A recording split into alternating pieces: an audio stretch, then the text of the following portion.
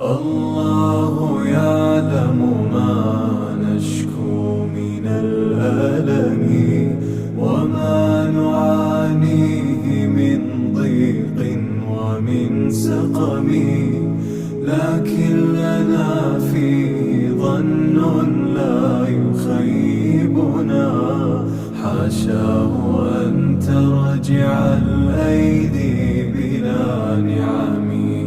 كم جاد من فضله قبل السؤال، وكم أعطى وأغنى بمحض الجود والكرم.